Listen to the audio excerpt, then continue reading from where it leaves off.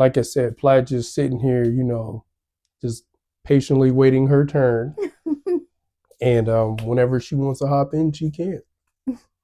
Well, I also want to just go over just how, like I said, God, like, for the love that He has, like, to have that much love for us, like, say, Mm-hmm. even for the ones that wasn't even born yet, for Him to come down in flesh and die and cover all of our sins.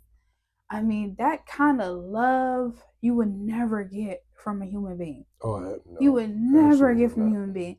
So it's just, loving God is easy to me. It's easy because it's like I wasn't even thought of back in those times when He Mm-hmm. went and came down and died for my sins. Right. It is so easy. And it's also easy for me to love Him because, I mean, as a father that He is to all of us, I love the fact that he checks me. He have to check me sometimes. Oh, I yeah. mean, as Mm-hmm. a parent, anyone know as a parent, you know, you if you don't love your kid, if you care about your kid, you care about your kid, you check them. You let them know, like, look, hey, this ain't right. And it's that's the relationship I have with God. Like, I'll tell him, check me anytime. If I'm Mm-hmm. wrong, I need to sit back down and check my attitude Yeah. because, hey, I know I have my days. Just like that day for the fashion show, I have my days where I just get up and just I'm going with the wind. So I love the fact that He loves me enough to tell me, like, hey, look what I did. Yep. You have no way, you have no way of being mad. You have no reason to be upset. So I thank God for having that kind of relationship and loving me enough to just, because I know I can get out of pocket sometimes, Mm-hmm. and it helps me to get back on track and remember that He is king. He is in control. He's always in control. That's right. And like with my journey with Christ, because being a Christian, it is a journey, like he was talking Oh, for about. sure. It's not easy. It's easy to love God, but it's not easy to be a Christian. And what I mean by that is the trials and tribulations. Like, there's gonna be ups, there's gonna be downs. But one thing you have to always remember is you're never alone. You're Amen. never alone. This world can bring you down, can bring so many things. But you always got to remember that God is with you That's right. always. It Yep. says it in His Word. Mm-hmm. And that's one thing I am happy that I'm remembering because I am a walking testimony right now. Amen. I mean, when doctor said I had 6 months to live at the age of 18, high school, Mm. I'm like, 18, I ain't even live yet. I'm like, hold on. I ain't even get You want to I explain to them what was going on with you? so when I got those diagnoses, I was 18. I went into the hospital for a simple back. I was carrying a lot of books and I threw my back out. So I went in one way, came out and was told that, well, first to start off with, you have an alarming lot of cells in your stomach. So I'm Mm. like, okay. They're like, okay, we gotta do some tests. They did a lot of tests. I had a lot of surgeries, and it was helping, but it was like it's a numbers game, up and down, up and down. So I wish I had a knew more about like my situation. I probably would have like seeked out another doctor, Mm. but they was doing all these tests on me, and it just seemed like it was getting worse. And so one day I got really sick after my third surgery, and I had to be hospitalized. It was the Wow. most scariest time of my life. Mm. 18. I'm like, okay. So I got sick and I was hemorrhaging. And I'm sitting up there. My grandma's right there. She was raising me. I'm looking at her like, am I going to die? Is this it? Like, 18, done. I ain't even take a Mm. vacation. I ain't even, so You haven't even lived yet. right, I haven't even fully Right. lived. Yeah. So, and my grandma, she looked at me and I remember her tapping my hand like, it's gonna be okay. And I remember them giving me something. I went to sleep. I woke up the next day paralyzed I was able to move my neck, but I was paralyzed from the neck down. Mm. Can you imagine being 18 years old and paralyzed from the neck down? No, I ain't gonna lie. Back in the day, I was drama queen. So naturally, I'm waking up like, am I dead? I was walking around like I can't feel nothing. And my grandma, she's looking at me. She's like, girl, if you did, why would I be sitting here? Like, and I'm just like, I can't feel that. Just so I felt really embarrassed. I'm at the hospital, can't wipe my own behind, can't get up, nothing. Just laying there, and I'm just like, so they were saying like, okay, you lost a lot of blood. We don't know why. It looks like you might have gotten some type of infection. I don't think to myself like, well, what do you mean you don't know why? Like, what are you talking about? You're the doctor. So I was in the hospital for a good week. They still didn't know. They still don't know to this day how I got magically sick. So I'm sitting up there after a week of them doing tests. I was able to feel a little bit, like I was starting to get my feeling back, but it was a process. So at the end of that week, the doctor comes in and he's like, "I have some unfortunate news." And I'm like, you know how the movies be, you be like, oh snaps, somebody about to die. So you know what I'm saying? And I'm just like, okay, my family's near, and they're like, they say, yeah, so unfortunately, those alarming cells, it's spread, it's cancerous. And I'm like, what? I'm like, what are you talking about? So, and then they're telling me, oh, you're gonna have to get surgery, you have to start chemo right away. And I'm like, chemo? I'm like, okay, hold on. Like, what? I said, so what if I decide not to? They said, well, we give you about 6 months to live. 6 months. I'm like, I haven't even had my graduation yet. So I'm like, 6 months. I'm like, and I'm looking around, and it was crazy because I don't know why a lot of families do this sometimes. When there's a tragedy, there's an argument. There's arguments breaking out, and they're arguing, and I'm getting frustrated because I'm looking at them like, is anyone on y'all deathbed? Y'all arguing about who's going to get the surgery? Because my family basically was arguing about, okay, one was saying no, she don't need to get surgery. The other one saying she needs to get surgery.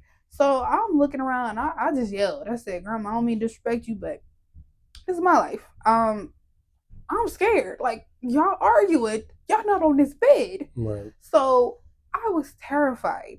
And I said, okay, I'm gonna get surgery.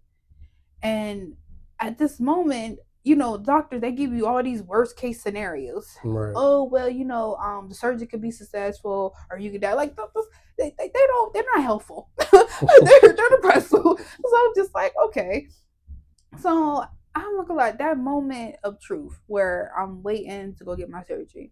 I'll never forget. I'm laying in bed, and right when they put me under, I remember having a conversation with God, and I said, God, I don't want to be here. I don't want to be here with cancer. I'm too young. Like, I mean, what kind of life is that? And they talking about the chemo may work, it may not work. Like, it was scary. So I'm having this conversation as I'm under, because this really is peaceful. They put you under. It's like peace. So I'm under, and I remember the voice saying, "It's not your time yet. Not your time yet." And I'm like, but I'm tired. Like, I'm tired. I'm 18. I ain't living full life. But going through an experience like that it's traumatic. Yeah. So I'm like, I'm tired, and I remember it was like, it's not your time yet. Trust me. So I said, okay. I remember after I'm coming out of being under, I wake up and I was in so much pain because they had to put a port in on my right side. And I'm laying there and I'm still crying because I'm like, I'm back in this world. Like, so I was very depressed because I'm like, okay, I don't know what to do. I thank God for my grandma because she had to hold my hand, and I didn't want to live anymore for real. Like, I didn't want to do what normal 18-year-olds do. I mean, they did tell me I had limitations. They said, okay, you got to support, you got to be careful, can't nobody bump you, you got to keep your levels on, you can't get too upset. So it was just a lot. So I'm like, well, I might as well, and I'm like, I might as well be dead then. Like, this is crazy. So my grandma, she used to have to be my, like, she gave me her room, and they had to homeschool me. It was a lot, but she was my rock because she fought for me when I didn't want to fight for myself. Yeah. So, and she was just like, no, I didn't raise you like this. You got this. And I'll never forget, like, I'm doing a homeschooling as I'm doing chemo. I'm sick. I feel like the chemo kills you faster than the disease. I'm just be real. I mean, you get sick, you lose your hair. And, at the time, I'm anemic. So I'm having to get chemo and then get a big old fat thing, a needle, iron, like shot in my arm after chemo. Wow. So imagine getting the chemo, and then I'm drained, and then they gotta shoot me with another big needle just so I can get up. So it was a lot. And then you said homeschooling, I had to just focus as I'm still like kind of drowsy. And what I love was my grandma, she was praying with me. She was like, it's gonna be okay, baby. It's gonna be okay. And I'm just like, I don't know. I didn't want to go to my prom because I was so depressed. I was like, what's the point? I'm gonna die anyway. Remember, I told you I was a drama queen. So she's like, I'll never forget. She looked at me and you know her grandma, and when she say something, she looked at me, she like, you're going. She said, matter of fact, you wanted 2 proms. I said, oh, okay. When we say it like that. And then this is how good God is.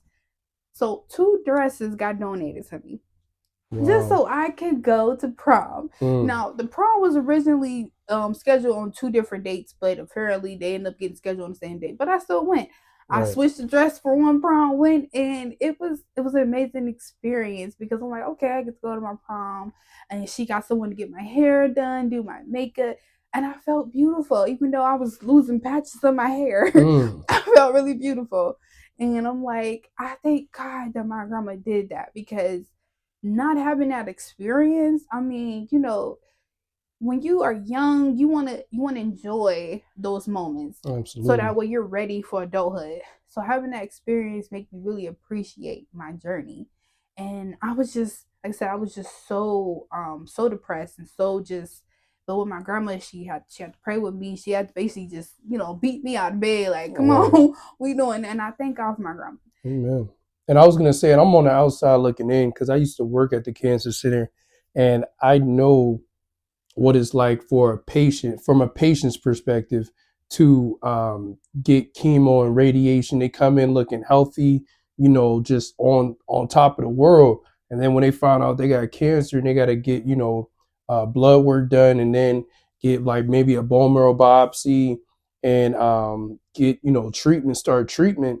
Not even 2-3 months later, you don't even recognize them anymore. Yeah. And I will definitely say that was the first time, um, I had to put myself in a place to, like, I guess, not get too attached to these patients, because you get really emotional, and you, like I said, form this bond, this relationship with these people, and you don't know when is their time to go, especially Yeah. because chemo and radiation don't always treat people the way it's supposed to. You know what I mean? So I guess long story short is, that was my first medical job. And, I'm kind of glad God put me through the fire early. So I will be able to be prepared for any other type of emotional situation going through my medical career, my journey.